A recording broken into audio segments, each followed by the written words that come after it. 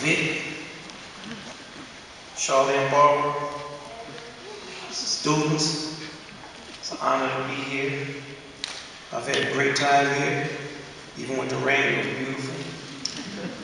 And I'm enjoying being here today with all the regalia, the purple, everybody looking cute. This is not really a speech. I'm just going to give you all.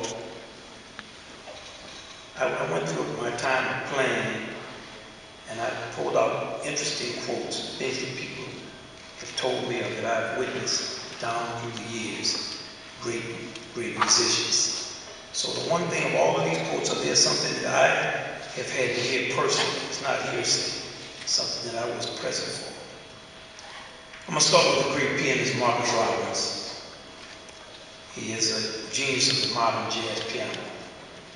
He's blind. And he is a man who is extremely, extremely funny. He graduated from the University of Florida with a 3-point-something grade average. He had to translate all of his lectures into Braille in order to study. I had the pleasure of playing with him for 6-7 years. And he would always say, if something goes wrong on the bandstand, I assume it's my fault. That way I'm doing everything I could possibly do to correct it. I'm going to go to something my brother Bradford told me. He's a fantastic musician with great ears and tremendous reflexes. We were always playing trumpet and saxophone. So I grew up with a kind of dislike for reed players in general. Always licking on reeds, talking about reeds. It's something that trumpet players never think about. We were getting ready to play a gig, and the gig got canceled. And he said, man, I knew they were going to cancel this gig because I had the perfect reed. But he also told me, when you're playing horn with somebody, you always look at them because you feel like it's out of tune. And of course, if something's out of tune, you always think, why are you out of tune? So my brother and I grew up playing together. He told me once, he noticed that I was noticing that something was out of tune. I didn't say anything, I was just... So when we finished playing the passage, he said, hey man, if you notice something is out of tune, don't waste time trying to figure out who it is. It's probably you. Sweet Citizen is a great trumpet player. He played in the great Count Basie orchestra of the late 1930s, the mid to late 30s. He's one of the most soulful musicians and people that ever lived. Frank Sinatra would not do a recording in the 1950s without Sweets playing trumpet on it. I had the great fortune to meet him when I was in high school, and he became one of my surrogate fathers and mentors, and I would always hang with him whenever I came to Los Angeles. One time we had a conversation, and he said, he used to call me baby boy. He was listening to me play, and I finished playing. He said, you got to get some weight on your sound, baby boy.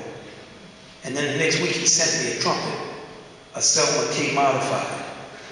So I had the trumpet. He called me, he said, did you get the trumpet? I said, yeah. He said, I just set the trumpet because I wanted to send you something. It's not going to help you with that sound.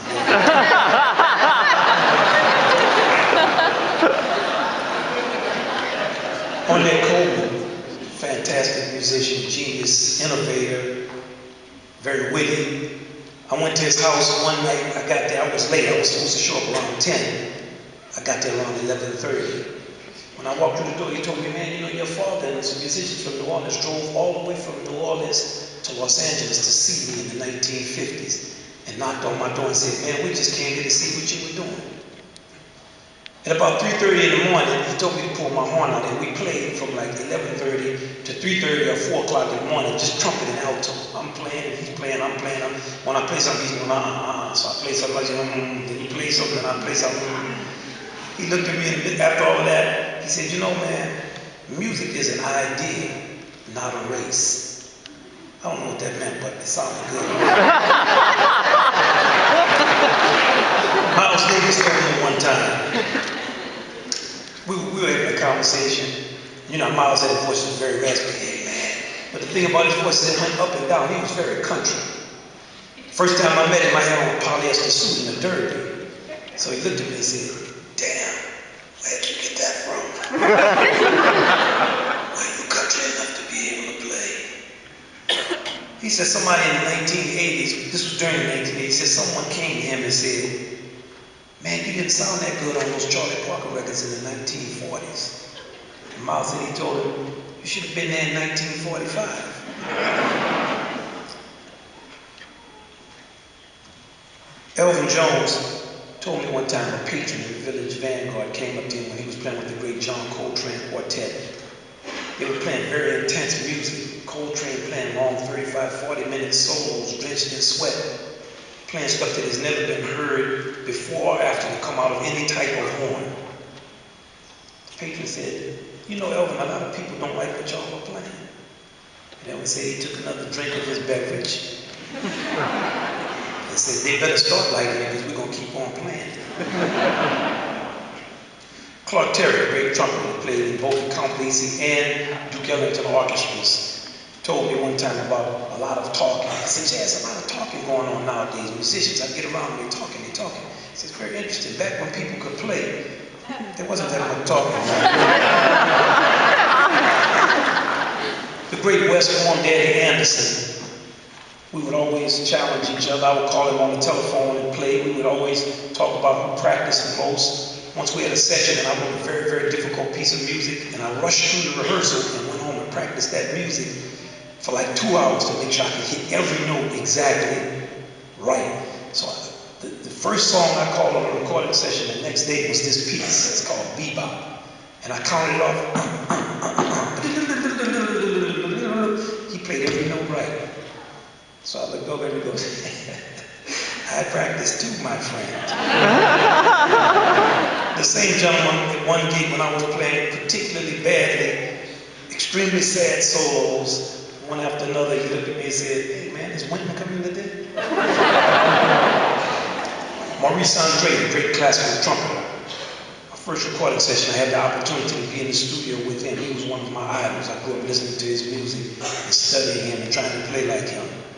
I played through the concertos I was playing. He said, this is good, but you need to work on those trills. He said, a trill is something. If you don't play a trill right, it shows that you're lazy where it counts, because you don't have to play a trill.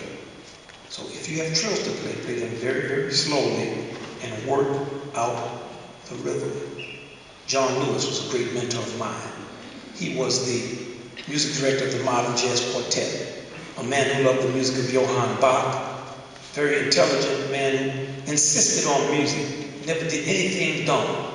One of the most intelligent, concise musicians who ever lived. I would go to his house in the daytime and rehearse with him, and he would always pull out elaborate pieces of music and sit down at the piano and look at the music like it was some valuable old text. And he would just begin to play. And I noticed, I would sit next to him, I noticed that he was just looking at the music and playing, but he was never playing what was on the music. So one day I told him while he was playing, I said, you're not playing anything that's on the music. He said, you missed your entrance.